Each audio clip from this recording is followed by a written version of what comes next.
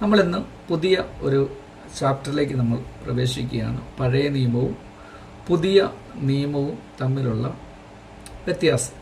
നമുക്കിതിനു വേണ്ടി 2 കൊരിന്ത്യർ 3-ാം അധ്യായം 6 മുതലുള്ള വേദഭാഗങ്ങൾ നിങ്ങൾ വായിച്ചിട്ടുണ്ട്. എല്ലാവരും ആ വാക്യത്തിലേക്ക് ശ്രദ്ധ കൊടുക്കണം. അവൻ ഞങ്ങളെ പുതിയ നിയമത്തിൻ്റെ ശുശ്രൂഷകന്മാരാകുവാൻ പ്രാപ്തരാക്കി, അക്ഷരത്തിൻ്റെ ശുശ്രൂഷകന്മാരല്ല, ആത്മാവിൻ്റെ ശുശ്രൂഷകന്മാരത്രേ.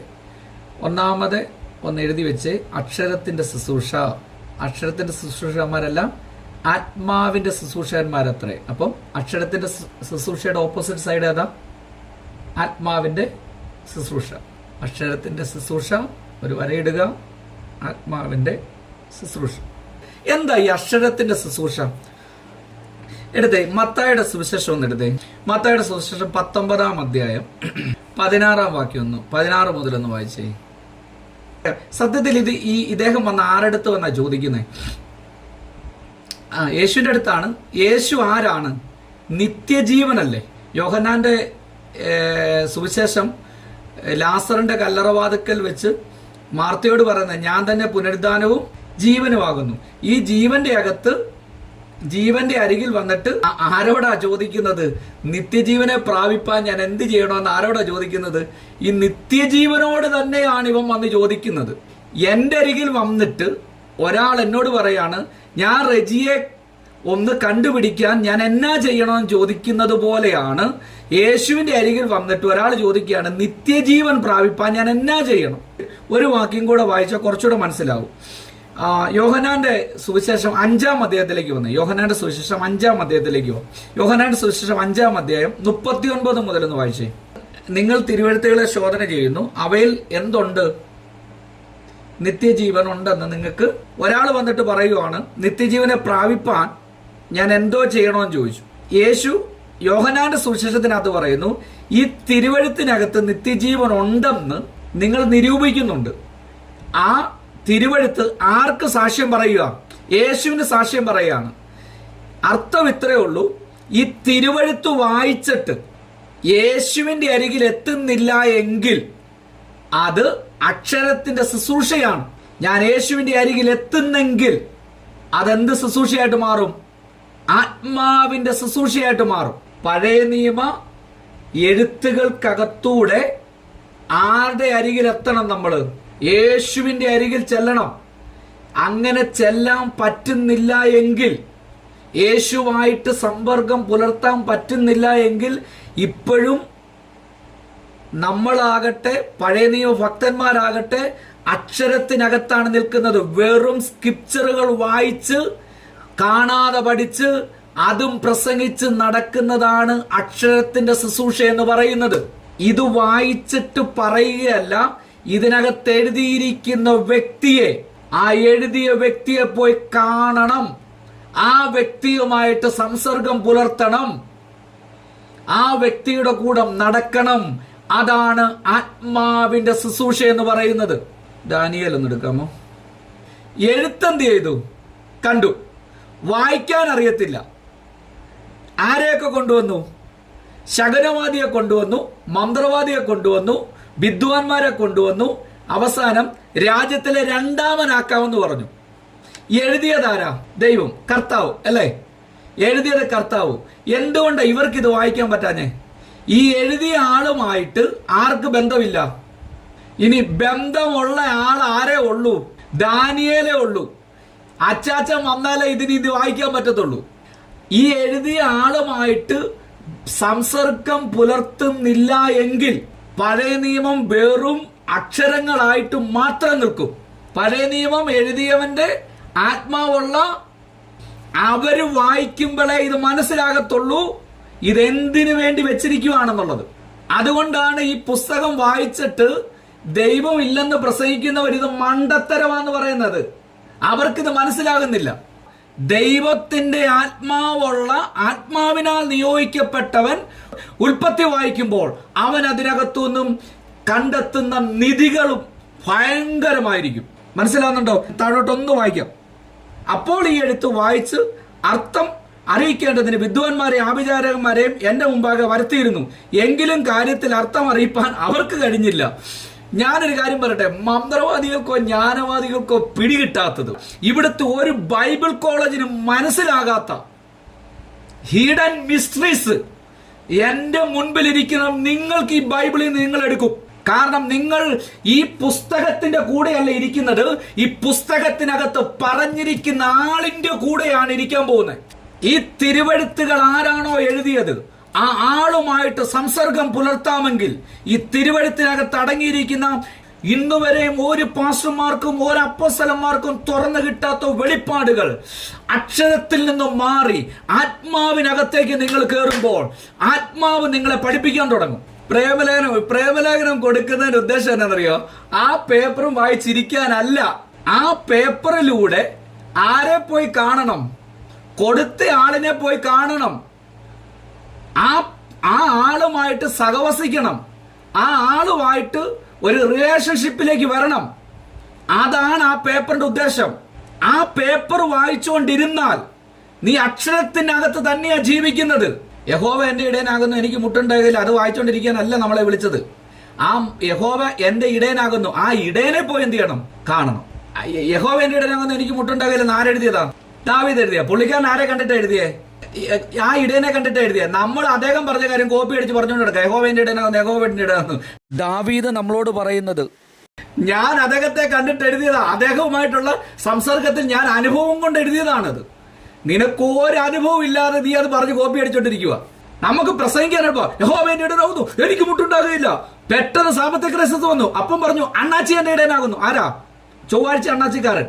ഇസാഫുകാരൻ എന്റെ ഇടയനാകുന്നു. ഈ 3D പിക്ചറുകൾ കണ്ടിട്ടില്ലേ? 3 ഡയമെൻഷൻ എന്ന് പറയും അല്ലേ? അതിനു മുമ്പ് ഈ 3D ഇറങ്ങുന്നതിന് മുമ്പ് 2D ആയിരുന്നു. 2D എന്ന് പറഞ്ഞാൽ സ്ക്രീനിൽ മാത്രം എന്ത് ചെയ്യുന്നുണ്ട്? പിക്ചർ കാണും, വേറെ അനുഭവങ്ങളൊന്നുമില്ല. ആ സ്ക്രീനിൽ കുറച്ച് പിക്ചർ, ശ്രദ്ധിച്ചേക്കണേ, സ്ക്രീനിൽ കുറച്ച് പിക്ചർ കാണും. ഇപ്പൊ നിങ്ങൾ എന്നെ കാണുന്നത് പോലെ സ്ക്രീനിൽ കുറച്ച് പിക്ചർ കാണും, കേൾക്കുന്നു, കൈയടിക്കുന്നു, പോകുന്നു. പക്ഷെങ്കിൽ ഈ 3Dയുടെ പ്രത്യേകത, ഇങ്ങനെ ചെല്ലുമ്പോൾ എന്ത് ചെയ്യും? വിരല് നിങ്ങളുടെ അരികിലേക്ക് നീണ്ടു വരുന്നത് പോലെ ഫീൽ ചെയ്യും. മനസ്സിലായോ? ഇതാ 3D പിക്ചറിന്റെ പ്രത്യേകത. നിങ്ങളുടെ അരികിലേക്ക് എന്ത് ചെയ്യും? ഇങ്ങനെ ഒരു വിരല് നീണ്ടു വന്നു നിങ്ങളെ തൊടുന്നത് പോലെ എന്ത് ചെയ്യും? ഫീൽ ചെയ്യും. എന്നാൽ ഇപ്പൊ എത്ര 11D വരെയൊക്കെ ഇപ്പൊ ആയിട്ടുണ്ട്. നമ്മൾ ഈ ലുലുമാളിലൊക്കെ കയറി ചെന്നാൽ നമ്മളൊരു കസാരയിൽ ഇരിക്കുന്നു, അവർ നമ്മളെ എന്ത് ചെയ്യുന്നു? ഇങ്ങനെ കുലുക്കുന്നു.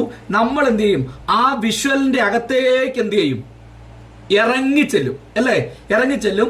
11D ഒക്കെ നമ്മൾ ഈ ലുലുമാളിലൊക്കെ കാണുന്നത് 7D ഒക്കെയാ, 7D അല്ലെങ്കിൽ 4D ഒക്കെയാ കാണുന്നത്. പക്ഷെങ്കിൽ 11 ഡയമെൻഷനിലൊക്കെ ചെല്ലുമ്പോഴത്തേനും നിങ്ങളൊരു വെള്ളത്തിലൂടെയാണ് പോകുന്നെങ്കിൽ വെള്ളം നിങ്ങളുടെ മേൽ വീഴും.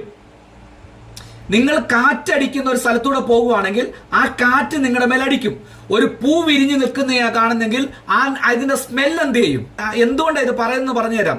നിങ്ങൾ യഹോവ എന്റെ ഇടയനാകുന്നു എന്ന് വായിച്ചുകൊണ്ടിരുന്നാൽ അത് വെറും 2D ആണ്. അത് നിങ്ങൾക്ക് അനുഭവിക്കാൻ പറ്റത്തില്ല. നിങ്ങൾ അതിനകത്ത് കയറിയിട്ട് നിങ്ങൾ അത് എക്സ്പീരിയൻസ് ചെയ്യണം. ആ ഇടയന്റെ കൂടെ നിങ്ങളിങ്ങനെ നടക്കണമെന്ന്. ദാവീദ് കണ്ട പിക്ചർ ഞാൻ പറയട്ടെ. അതായത് ദാവീദ് നോക്കുമ്പോൾ ദാവീദിന്റെ ആടുകൾ ഇതുവരെ ടെൻഷൻ അടിക്കുന്ന കണ്ടിട്ടില്ല. നാളത്തെ പച്ചപ്പുൽ എവിടെ കിട്ടുമെന്നും പറഞ്ഞുകൊണ്ട് ഒരാടും ടെൻഷൻ അടിക്കുന്ന ദാവീദ് കണ്ടില്ല. ഈ ആട്ടിൻകുട്ടിയെ പോറ്റണമെന്ന് ചിന്തിച്ചത് ആരാ? ദാവീദാ ചിന്തിച്ചത്. ഇത് കണ്ടേച്ച് ദാവീദ് പറഞ്ഞു, ഞാൻ ഇങ്ങനൊരു ഇടയനാണെങ്കിൽ എന്റെ യഹോവ എന്റെ ഇടയനാണ്, എന്നെ എങ്ങനെ പുലർത്തുമെന്ന് അദ്ദേഹമാണ് ചിന്തിച്ചുകൊണ്ട് നടക്കുന്നത്. ആർക്കാ ഉറക്കമില്ലാതെ നടക്കുന്നേ? ആടുകൾ ഉറങ്ങുമ്പോഴും ഇടയൻ ഉറങ്ങാതിരിക്കും. ഇസ്രായേലിന്റെ പരിപാലകൻ അവൻ ഉറങ്ങത്തുമില്ല, അവൻ മയങ്ങത്തുമില്ല. പ്രിയ മക്കളെ, ഞാനൊരു കാര്യം പറയാം. നിങ്ങളുടെ ദൈവം 24 മണിക്കൂറും 365 ദിവസവും നിങ്ങളെ മാത്രം ഫോക്കസ് ചെയ്തുകൊണ്ട് നിൽക്കുമ്പോൾ അതിനിടയിൽ കൂടെ ഏത് പിശാചാ വന്ന് കയറുന്നത്? നിങ്ങളുടെ കരം പിടിച്ചുകൊണ്ട് നടക്കാൻ പറ്റാത്ത ഇടയൻ എന്താ ചെയ്യുന്നത്? പൊക്കിയെടുക്കും. എഴുതിയവന്റെ കൂടെ നടക്കുന്നതാണ് ആത്മാവിന്റെ ശുശ്രൂഷ. എഴുതിയവനെ തപ്പാതെ എഴുത്തുകൾ തപ്പി നടക്കുന്നതാണ് അക്ഷരത്തിന്റെ ശുശ്രൂഷ. ഇനി ഒരു കാര്യം കൂടെ നമുക്ക് പറയാം. പുറപ്പാട് പുസ്തകം 23:12. എല്ലാവരും പറഞ്ഞ ശബത്ത് സ്വസ്ഥതയുടെ സമയം.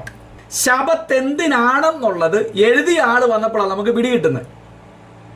അതാ നമ്മൾ ഇനി അടുത്ത് വായിക്കാൻ പോകുന്നത്. അപ്പം ഇവരോട് പറഞ്ഞു എന്ത് ചെയ്യണം? ശബത്തിൽ സ്വസ്ഥരായിട്ട് എന്ത് ചെയ്യണം അല്ലേ? ഈ വാക്യം വായിച്ചപ്പം നമ്മൾ അക്ഷരത്തിലൂടെയാണ് കാണുന്നത്.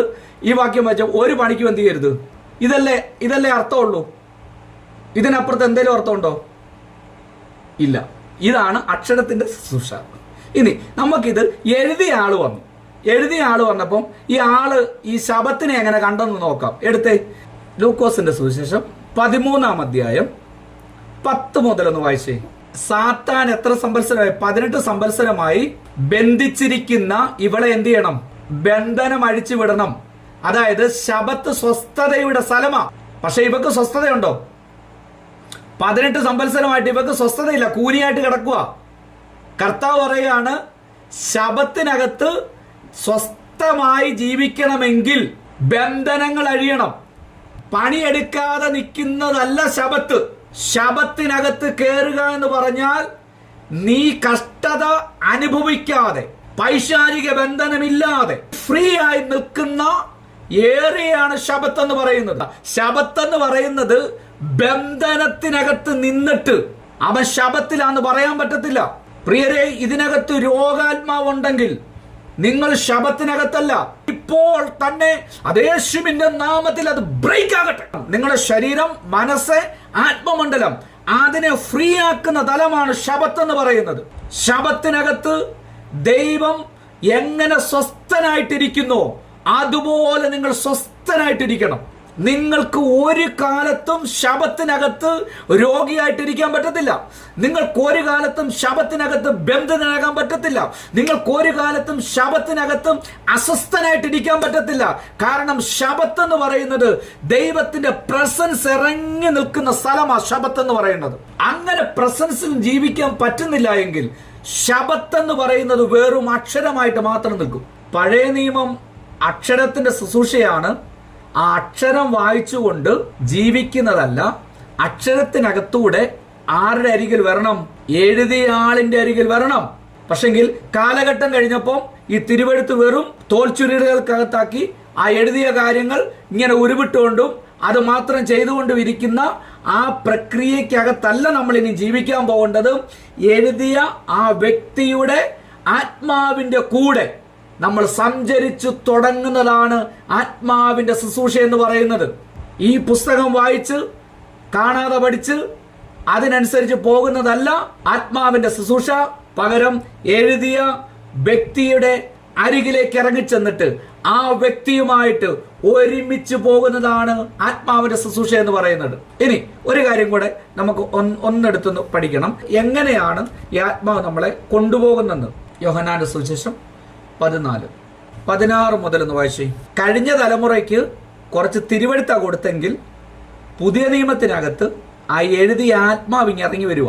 എന്നേക്കും എന്ത് ചെയ്യും? കൂടെ ഇരിക്കേണ്ടതിന് പറ നിങ്ങളുടെ കൂടെ ആരുണ്ട്? പുസ്തകമല്ല, പരിശുദ്ധാത്മാവുണ്ട്. അങ്ങനെ ഉണ്ട്. ഞാൻ ഒരു കാര്യം ചോദിച്ചോട്ടെ, എപ്പോഴൊക്കെ നിങ്ങൾ ബൈബിള് തുറക്കുമ്പോ അപ്പോഴൊക്കെ എഴുതിയ ആള് നിങ്ങളുടെ അരികിലില്ലേ? താട്ട് വായിച്ചേ, ആ വാക്യം താട്ട് വായിച്ചേ. ലോകം അവനെ കാണത്തില്ല. അപ്പൊ ലോകക്കാർ ബൈബിൾ വായിച്ചാൽ എങ്ങനെ ഇരിക്കും? അക്ഷരമായിട്ടിരിക്കും. പണ്ട് ആര് വായിച്ചതുപോലെ, ബേസസിന്റെ വിദ്വാൻമാർ വായിച്ചതുപോലെ അക്ഷരമായിട്ടിരിക്കും. അവര് പറയും ഈസ് എ ഗുഡ് ബുക്ക്. അവർക്ക് അക്ഷരം മാത്രമായിട്ടാണ് മനസ്സിലാകുന്നത്. പക്ഷെങ്കിൽ നമ്മൾ അക്ഷരമായിട്ടല്ല കാണുന്നത്. കാരണം എന്താണെന്നറിയാമോ? ആ എഴുതിയവന്റെ ആത്മാവ് നിങ്ങളുടെ കൂടെ ഉണ്ട്. സ്ക്രിപ്ചർ പറഞ്ഞു കൊടുത്ത ആള്. നിങ്ങൾ ഇന്നു മുതൽ ബൈബിൾ വായിക്കുമ്പോൾ എന്ന് പറഞ്ഞ്, പ്രിയ പരിശുദ്ധാത്മാവേ, നമുക്ക് രണ്ടുപേർക്കും ഒരുമിച്ച് ഈ ബൈബിൾ ഒന്ന് വായിക്കാം. ഒന്ന് പ്രാർത്ഥിച്ച് യേശുവിന്റെ നാമത്തിൽ നിങ്ങളുടെ ശിരസിലേക്ക് നിങ്ങൾ തന്നെ കരം വെച്ചിട്ട് പറ, കർത്താവേ, യേശുവിന്റെ നാമത്തിൽ ഈ ബൈബിളിനകത്തൂടെ എനിക്ക് കർത്താവിനെ പോയി കാണണം. ആത്മലോകത്തിലേക്ക് എനിക്ക് കയറണം. ആത്മമണ്ഡലം കാണണം യേശുവിന്റെ നാമത്തിൽ. ഈ സ്ക്രിപ്ചർ വായിച്ചിട്ട് കർത്താവുമായിട്ട് ഇഴുകിച്ചേരുന്ന, അവനെ കണ്ടുമുട്ടുന്ന ഒരു ജനറേഷനായി ഇരിക്കുന്നത്. പിതാവ്, പുത്ര, പരിശുദ്ധാത്മാവുമായിട്ട് നടക്കുന്ന ലോകമാണ് പുതിയ നിയമം എന്ന് പറയുന്നത്. പഴയ നിയമം അവരെ കുറിച്ച് എഴുതപ്പെട്ടിരിക്കുന്ന കാര്യങ്ങൾ വായിച്ച് കുളിരടിച്ച് നടക്കുന്ന സ്ഥലം.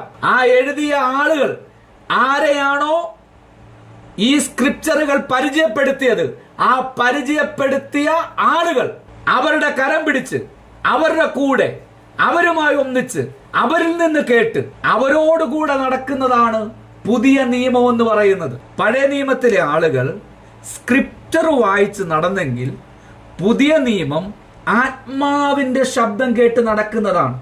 തെറ്റിദ്ധരിക്കരുത്, പഴയ നിയമം വേണ്ടെന്നോ ബൈബിള് വേണ്ടെന്നോ അല്ല ഞാൻ ഈ പറയുന്നത്. ഒരു തവണയും കൂടെ പറയുന്നു, ബൈബിള് വേണ്ടെന്നോ പഴയ നിയമം വേണ്ടെന്നോ പുതിയ നിയമം വേണ്ടെന്നോ അല്ല ഞാൻ ഈ പറയുന്നത്. ഇതിന്റെ പ്രയോജനം എന്താണെന്നാ പറയുന്നത്.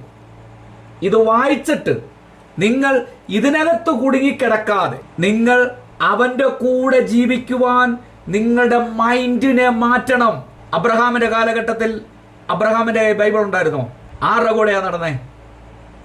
ദൈവത്തിന്റെ കൂടെ. എന്ത് ചെയ്തു? കേൾക്കാൻ തുടങ്ങി. യോസഫിന്റെ കൈ ബൈബിൾ ഉണ്ടായിരുന്നോ? ഇല്ല. അപ്പം ഈ യോസഫ് എങ്ങനെ പോത്തിഫറിന്റെ ആന്റിയുടെ വീട്ടിൽ നിന്ന് ഓടിപ്പോയേ? ആര് കൂടെ ഉണ്ടായിരുന്നു? ദൈവത്തിന്റെ ശബ്ദം കേട്ടു അല്ലേ? അപ്പോസ്തലനായ പൗലോസിന്റെ കയ്യിൽ പുതിയ നിയമം ഉണ്ടായിരുന്നോ? അപ്പോസ്തലനായ പൗലോസിന്റെ കയ്യിൽ പുതിയ നിയമം ഉണ്ടായിരുന്നോ? ഇല്ല. അപ്പോസ്തലന്മാരുടെ കയ്യിൽ പുതിയ നിയമം ഉണ്ടായിരുന്നോ? എഴുത്തുകൾ ഉണ്ടായിരുന്നോ? പഴയ നിയമത്തിന്റെ സ്ക്രിപ്ചർ മാത്രമല്ല ഉണ്ടായിരുന്നുള്ളൂ. ആരിൽ നിന്ന് കേട്ടു? പരിശുദ്ധാത്മാവിൽ നിന്ന് അവർ കേട്ടു. അങ്ങനെ കേട്ട് നടന്നവർ അത്ഭുതങ്ങളും അടയാളങ്ങളും കൊണ്ട് ലോകത്തെ കീഴ്മേ മറിച്ചു. നമ്മൾ എന്നു മുതലാണോ ആത്മാവിൽ നിന്ന് കേൾക്കുന്ന നിർത്തിയത്, അന്നു മുതൽ നമ്മൾ പ്രസംഗകരായി ഒരത്ഭുതവും നടക്കത്തില്ല. അത്ഭുതം നടക്കുന്നവരെ നോക്കി നമ്മൾ കുറ്റം പറയാൻ തുടങ്ങി. ഞാൻ പറയുന്നു, എന്റെ മുമ്പിലിരിക്കുന്നവർ ഇനിയും ഏകയും ലോകത്തെ കീഴ്മേ മറിക്കുന്നവരായിട്ട് മാറും. അതിനാ നിങ്ങളെ കർത്താവ് വിളിച്ചിരിക്കുന്നത്. ഹല്ലേലൂയ. ലോകത്തെ കീഴ്മേ മറിക്കുന്നവരായിട്ട് നിങ്ങൾ മാറും. യേശുവിന്റെ നാമത്തിൽ നിങ്ങൾ മാറും. കാരണം നിങ്ങൾ ഇന്നു മുതൽ ആത്മാവിനെ കേൾക്കാൻ പോവുക. എങ്ങനെയാ? ഈ സ്ക്രിപ്ചർ വായിച്ചിട്ട്, ഇതിനകത്തുള്ള കാര്യങ്ങൾ വായിച്ചിട്ട് നിങ്ങൾ കമ്മ്യൂണിക്കേറ്റ് ചെയ്യാൻ പോകുന്നത് ആമേൻ ചാറ്റ് ജിപിയോടല്ല. നിങ്ങൾ കമ്മ്യൂണിക്കേറ്റ് ചെയ്യാൻ പോകുന്നത് ഹോളി സ്പിരിറ്റുമായിട്ടാ. പരിശുദ്ധാത്മാവേ, ഇത് എഴുതിയിരിക്കുന്നതിന്റെ അർത്ഥം എന്താണെന്ന് പറ. പരിശുദ്ധാത്മാവ് പറയാൻ തുടങ്ങുമ്പോൾ നിങ്ങൾ ആള് മാറും. നിങ്ങളുടെ ഡ്രസ്സിന് വില വരാൻ തുടങ്ങും. നിങ്ങളുടെ നിഴലിനകത്ത് പോലും ദൈവശക്തി വ്യാപരിക്കാൻ തുടങ്ങും. നിങ്ങളുടെ കരത്തിനകത്ത് ദൈവത്തിന്റെ ശക്തി വ്യാപരിക്കാൻ തുടങ്ങും. നിങ്ങൾ അറിയാത്ത കാര്യങ്ങൾ പ്രവചിക്കാൻ തുടങ്ങും. എന്റെ മുമ്പിലിരിക്കുന്നത് ലോകം കാണാനിരിക്കുന്ന ഏറ്റവും വലിയ ശക്തരായ പ്രവാചകന്മാരും പ്രവാചകിമാരും ആയിരിക്കുന്നത്. ഇന്നുവരെയും ലോകം കാണാത്ത മിറാക്കിൾ ശുശ്രൂഷ ചെയ്യുന്ന ആ അത്ഭുതങ്ങളുടെ അടയാളങ്ങളെ ശുശ്രൂഷ ചെയ്യുന്നവരാ എന്റെ മുമ്പിലിരിക്കുന്നത്. ഒരുപക്ഷെ നിങ്ങൾക്ക് വിദ്യാഭ്യാസമില്ലായിരിക്കാം, ഒരുപക്ഷെ നിങ്ങൾ ബൈബിൾ പൂർണ്ണമായി വായിച്ചിട്ടില്ലായിരിക്കാം. പക്ഷെങ്കിൽ ഈ ലോകത്തിന് കൊടുക്കാൻ പറ്റാത്ത അസാധാരണമായ ജ്ഞാനം, പരിശുദ്ധാത്മാവിന്റെ ജ്ഞാനമുള്ള വ്യക്തികളോടാണ് ഞാൻ സംസാരിച്ചുകൊണ്ടിരിക്കുന്നത്. ദൈവം നിങ്ങളോട് കൂടെയുണ്ടോ? നിങ്ങൾ രാജാക്കന്മാർ പിടികിട്ടാത്തത്, ബേൽസസറിന് പിടികിട്ടാത്തത് പ്രാർത്ഥിക്കുന്ന ദാനിയേലിന് കിട്ടിയെങ്കിൽ നിങ്ങളും അതുപോലത്തെ ആളുകളായിട്ട് മാറുക. കണ്ണുകളടച്ച് പ്രാർത്ഥിക്കാൻ പോവുക. നമ്മൾ അടുത്ത ദിവസങ്ങളിൽ ഇതിന്റെ കണ്ടിന്യൂസ് നമ്മൾ ചെയ്യാൻ പോവുക. ഒന്നുകൂടെ ഞാൻ പറയുന്നു, അക്ഷരത്തിന്റെ ശുശ്രൂഷ എന്ന് പറയുന്നത് അത് വായിച്ച്, അത് പഠിച്ച്, അത് ഉരുവിട്ടുകൊണ്ട് നടന്ന് അതിനകത്ത് ജീവിക്കുന്ന അക്ഷരത്തിന്റെ ശുശ്രൂഷ എന്ന് പറയുന്നത്. ഇന്ന് ദൈവാത്മാവുമായിട്ട് നിങ്ങൾക്കൊരു ബന്ധമുണ്ടാകട്ടെ. എല്ലാ കണ്ണുകളും ദൈവസന്നിധിയിൽ അടയപ്പെടട്ടെ. കർത്താവേ, നിരന്തരം തിരുവചനവുമായി പരിശുദ്ധാത്മാവുമായിട്ടുള്ള സംസർഗം ഉണ്ടാകട്ടെ. അത് മുഖാന്തരം യേശുവിനെയും പിതാവിനെയും ഇവർ ആഴത്തിൽ അറിയട്ടെ. കർത്താവേ, അന്യഭാഷയുടെ ആഴങ്ങളിലേക്ക് ഇവർ പോകട്ടെ. സ്തുതിയുടെയും സ്തോത്രത്തിന്റെയും ആഴങ്ങളിലേക്ക് ഇവർ പോകട്ടെ. കർത്താവേ, അടുത്ത ദിവസങ്ങൾ കാണുവോളം ഒരസാധാരണമായ ആത്മമണ്ഡലത്തിൽ ഇവർ ചലിക്കട്ടെ എന്ന് പ്രാർത്ഥിക്കുന്നു. ഇവരെ ഞാൻ അനുഗ്രഹിക്കുന്നു യേശുവിന്റെ നാമത്തിൽ തന്നെ. ആമേൻ.